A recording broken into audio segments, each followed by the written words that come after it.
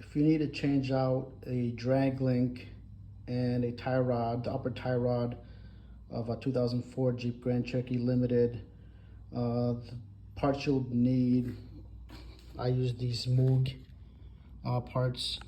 This one right here is for the passenger side. This one right here is for the drag link. And this one right here is the adjusting sleeve. I would just get all three just in case your adjusting sleeve is rusted, and it'd be probably more of a pain than it's worth to try to just do one part versus just getting those three. And the cost isn't that much. It's probably about $25 each part. It's, again, use your judgment, but I don't think it's worth the aggravation of just saving a little bit of money and just struggling with it. But the way I ended up doing it is the passenger side, just pretty much take out the cotter pin and the castle nut. Then you can just flip the castle nut upside down and then hammer it with a 2-pound hammer, 3-pound hammer kind of deal. That side is relatively easy, not too difficult. The overall length is, I believe, around 40 inches from the center here to the center here, and then from here to here, I believe it was about 7.5 inches each side. So, and I think the Moog adjusting sleeve is approximately 25 inches. So that's how you get to the 40 inches roughly. And then you can adjust slightly as needed if your vehicle has slightly different dimensions. But, so we talked about the passenger side, not too difficult.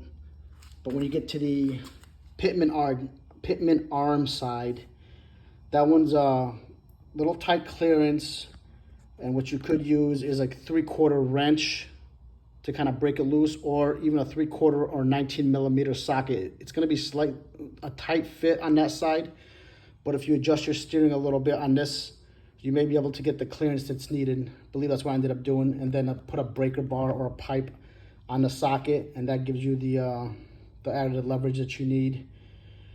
The other thing with this side is, it's depending on your climate, it could be very rusted.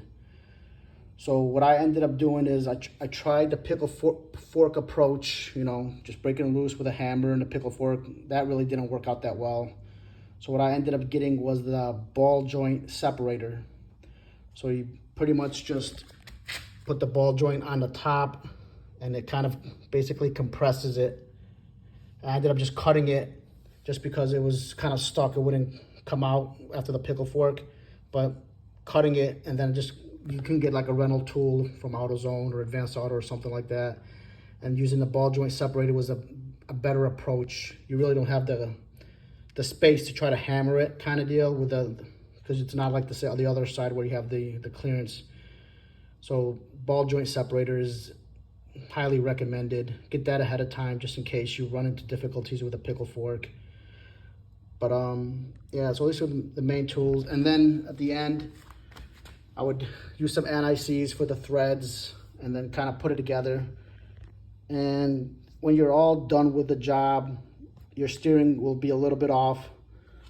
Steering wheel rather will be a little bit off. So you'll pretty much adjust it with here. You bring with a pipe wrench, and it'll, depending on how your steering is, to the left or the right, just take, you know, rotations one way or the other, see where your steering is.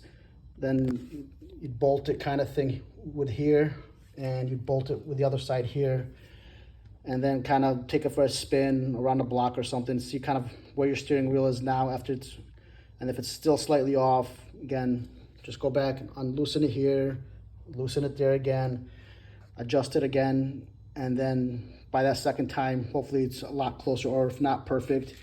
And then just, if you really need it one more time, just go ahead and do it another time. And with the Moog at the very end, what you also can do is, they're gonna have the Zerk fittings at the bottom. So just, you know, pretty much just put some, get a grease gun and put the lubrication in there. And that's pretty much it for the job. It's not too bad, especially this side is not, the passenger side is not that bad at all. But when you get to this, the pitman arm side, that's where you're gonna run into difficulties. and then just prep ahead, get your ball joint separator, and that's gonna help out a ton versus trying to hammer it. You're not, if it's rust welded, you're not gonna get anywhere with just hammering it. You're pretty much gonna be wasting your time. Hopefully that helps. Take care.